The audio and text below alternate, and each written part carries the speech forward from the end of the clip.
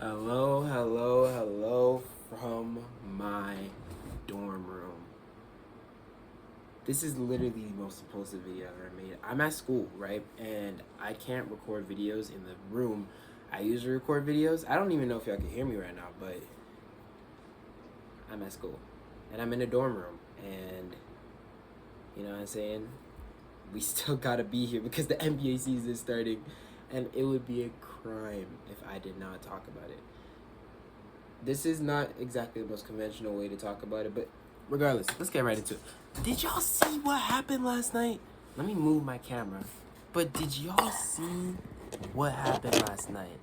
Cause, oh my goodness, it was insane. Like, let's talk about it.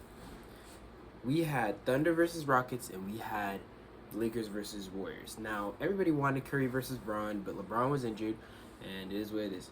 But we still got Thunder versus Rockets. And man, did that game show out. But let me tell y'all my little story of how this game went for me personally, right? First, let me take out my earbud because I'm not feeling it right now. Thunder versus Rockets. We got the Thunder, reigning champs. Shea, we get the ring ceremony. We got all of this going on.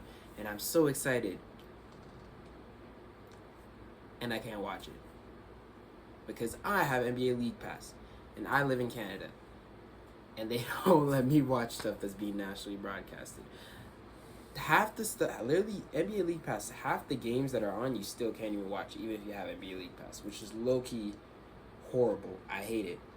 But we're here regardless. And I had to use certain websites, bruh. I ain't no snitch, but I had to use certain websites. So that's where we are, bruh. It took me a while to actually get the game on, and by the time I actually started getting a consistent, non-buggy stream going, it was already the fourth quarter. But I was already seeing some stuff from like the early parts of the game. Chet was cooking already from the start in the first quarter. Like AJ Mitchell was coming off the bench putting in work, and I saw Shea wasn't doing much until that fourth quarter when he turned up. And it was the first time we saw the Rockets, of course. There's two big things here. For one, Fred VanVleet's injured, so they don't really have a major point guard in the lineup right now. The other thing is that they have a 6'7" or higher lineup, or taller, not higher because that just sounds weird. They have a 6'7" or taller lineup. 6 foot. Amen. Nobody calls him. Amen Thompson is their point guard in that starting lineup. They have KD, Jabari Smith Jr., Alperen Sengun, and Steven Adams. That's insane. That's insane. And Sengun was cooking. Sengun had an amazing game. I do not want to... Nobody should forget the game that Sengun had last night, because 39, 11, and 7 with 5 threes. A career high in threes made, by the way, in his first game of the season. The Rockets are going to be scary this year, man. That's all I'm saying. Like, both of these teams showed that they're going to be competitive this year. And it sucks that the Rockets started the year on a loss because they're such a good team. But they played really well. I saw Amen's development already in game 1.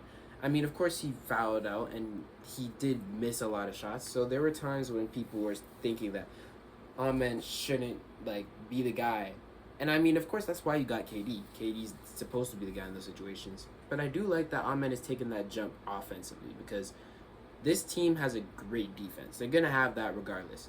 But with Amen Thompson, like, without an Amen Thompson jump, I don't think they'll be good enough to contend. Because they have Sengun and KD offensively, but outside of that, you don't really have much consistent offense when Fred VanVleet's injured. That's why, to have the Rockets be a true contender in my eyes, I feel like Amen Thompson would need to take I mean, they're still a really good team. They probably still are a contender regardless. But if Amen Thompson takes that jump and turns into I don't know about All-NBA, at the very least, all-star caliber player, hey, man. If he just gets some sort of offensive game, he's already there. Like, Sengun is, man, really Sengun is the guy who I'm looking at. It's like, I mean, it's one game. But we saw what he was doing in Eurobasket. Everybody's talking about KD, but KD might not even be the best player on this team. It might be Sengun eventually. Let me not say anything too crazy. It just started. But Sengun had a great game. Beautiful game. Double overtime. Şengün was playing great. We had some people fouling out, and people, of course, aren't gonna like the way it ended. But the Thunder came through at the end of the day. Shai Gilgeous-Alexander showed us what he's gonna show us, that he's the MVP, the Finals MVP, champion, scoring champion, and just the best point guard. Maybe for some, the best player in the NBA. I don't know about that, but for some, the best player in the NBA. Shai's gonna show us who he is, and he did that tonight, man. Insane. 35 points. I think he had 7 assists, 7 rebounds, maybe some, or 5 assists, 5 rebounds. Amazing. Really, not even amazing game. Amazing fourth quarter and amazing overtime, because he was the guy hitting big shots for them. He did miss a few free throws, which was like, oh, the heck, but shit goes Alexander. We don't need to worry about. He's gonna get back to the free throw line, and back to the free throw line he got for the game-winning free throws. And I was thinking about it from KD's perspective, how much it must suck for you to go into the arena of the team that you left, and to watch them raise a banner that could have been yours if you didn't blow a 3-1 lead, 10 years ago. And not only did he watch them raise a banner, he played them, lost, and not only did he lose on a foul where he fouled out and fouled the MVP of the league to hit 2 free throws. That's gotta suck. That's gotta hurt for KD. Like, that's genuinely like tough. But at the end of the day, man, it was a great game. I could see, if we're looking at, like, just from a pure enjoyer of basketball perspective, shout out Kenny, it's like, this is exactly what you want for the first game of the season. You love it.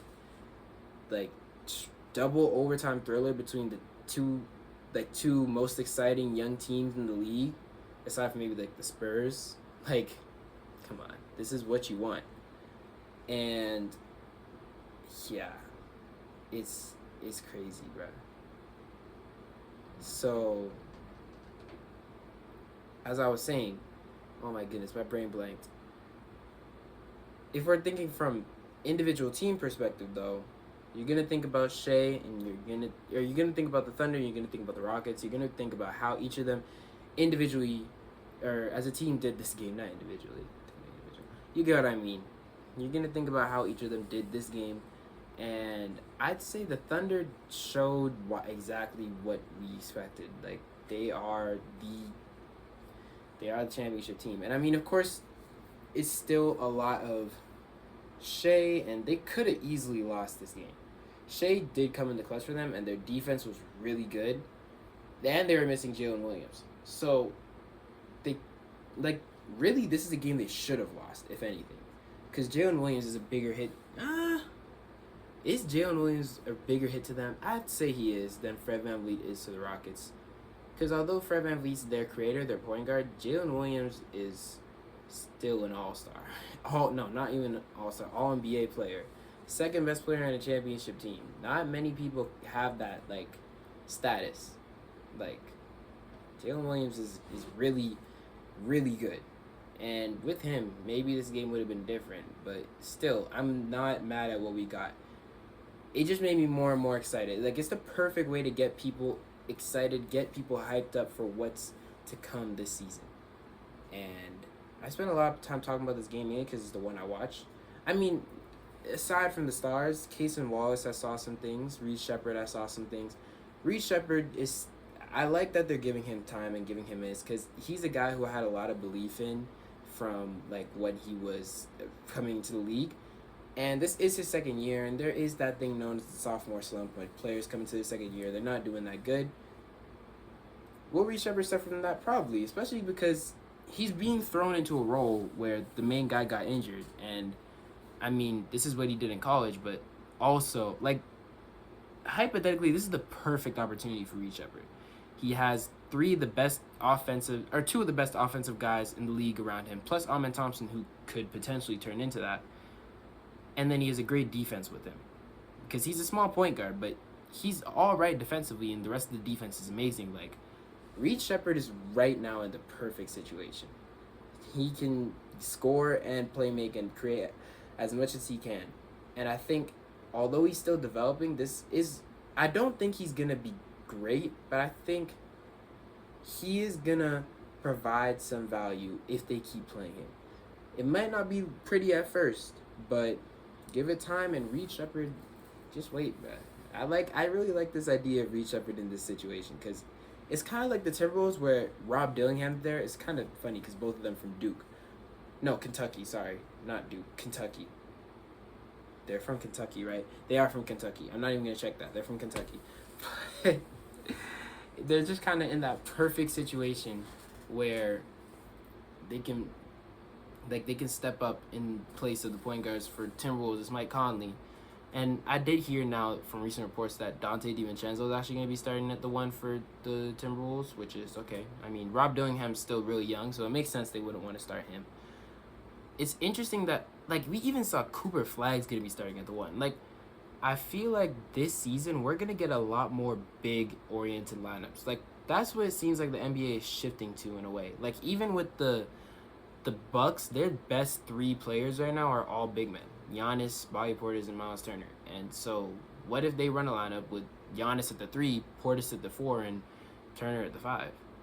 What if we see the Clippers run out of lineup with Derrick Jones Jr. at the 2, Kawhi at the 3, Collins at the 4? Like, I don't know.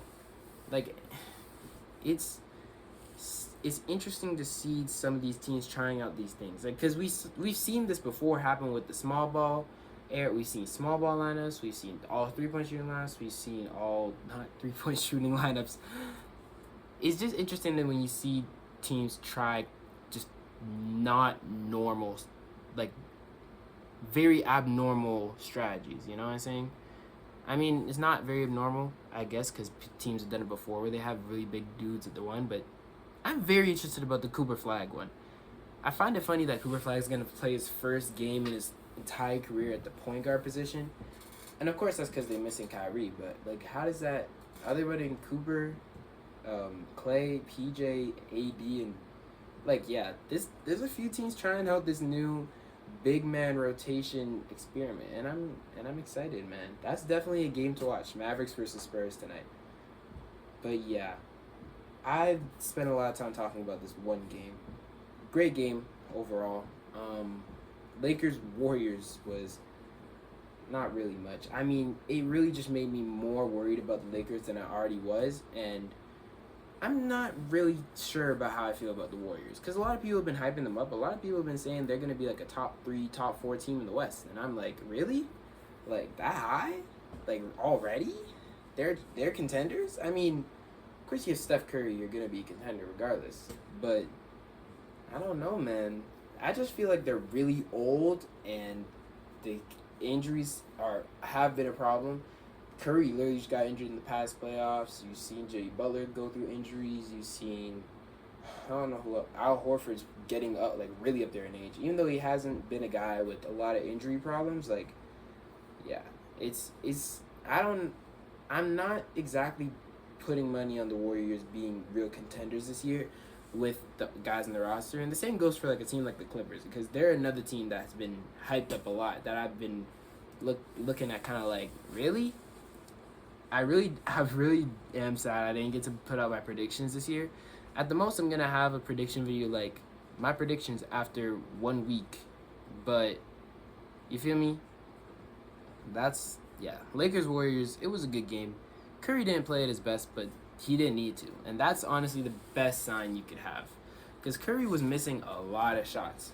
But Jimmy Butler and Jonathan Kuminga were really putting in work. And Buddy Hield too. Like, you could, when you have other weapons in the team, Al Horford, you could already see the impact he's making on the team. Like, when you have other weapons on the team who can lessen Curry's load, adding in the fact they still have Podziemski, they still have Gary Payton, they still have Quentin Post, like, they have a solid roster. So, oh yeah, and I didn't even mention Draymond Green, but Draymond Green's already just, he's gonna be there. So yeah, it's, I guess from that perspective, where the Warriors have other guys who could help Curry, they have like a real team now. Like, this might be one of the more complete teams they've had. Of course, 2022, where they had like they won a championship. But you feel me? It's very interesting. Maybe from that perspective, I just don't know if a 37 to soon to be 38-year-old point guard can lead this team to it. He would probably be the oldest Finals MVP of all time. How old was Michael Jordan when he won? If I had to guess, how old Michael Jordan was, probably like 36, 37. Yeah, I don't know, but yeah, the oldest Finals MVP is Kareem at age 38 in 1985. Wow, he was old. Oh my goodness. Yeah, so maybe Curry can get that. It's possible, but yeah, I don't know. I'm not too sure. Regardless, in this game specifically, they look good, and not just Curry, but the Warriors, which is honestly what you'd hope for. And Luka looked great. Austin Reeves looked good. Luka had a 43-point game. It's really hard for me to see this Lakers team and be like, I'm happy with, like, that's why I still to this day oh my goodness, still to this day that Luka trade is like questionable in my mind, because as good as Luka is he what the Lakers need? I'm not too sure, because LeBron, I mean, like, that sounds crazy to say because Luka Doncic, but with LeBron being old, I feel like it's just like a waste of LeBron's prime. But if you genuinely don't care about LeBron, like, of course they added a big man, but DeAndre Ayton, I saw trades for Jared Allen. I saw few trading LeBron for Jared Allen. LeBron for Jared Allen is a lot. But even then, if they traded, like, I don't know, something for Jared Allen, I think that would be amazing. And even then, it's just they have to put so much more into building a team around Luka, I feel like, and they don't have the time. You know what I'm saying? They don't have the time to really do that with LeBron getting older and older. So, at the end of the day, I don't know. But my take is that the Lakers are not going to be as good as a lot of people would expect them to be, because their depth, especially from what I saw last night, I mean, that's just one night. Again, maybe these are maybe that's what I named the video, Overreacting to night one of NBA. But yeah, hey, Luka's gonna be good this year. Maybe Luka wins MVP just because he's trying to carry this Lakers team. Maybe Giannis wins MVP because he's trying to carry that Bucks team. We'll see what happens. But even on the Bucks, I see more offensive options than the Lakers, which is genuinely sad, because Lakers have Luka, Lakers have Austin Reeves, and not really anybody else can create for themselves. The Bucks have Giannis, they have Miles Turner, who not really creator, but like, they have Gary Trent, they have Kevin Porter Jr. I honestly trust the Bucks offense more than the Lakers, which is, I mean, of course the Lakers have Luka. I don't know, man. But that's all I have to say. I don't want to make this video too long. I just wanted to come in here and talk a little bit because I haven't uploaded a video in a very long time. I will try to still get out videos. If this is the setup, if this is what has to be the setup, then it has to be the setup, you feel me? I appreciate y'all. Thank you for watching. I hope you have a wonderful day. And I'll see y'all next time. I'm out.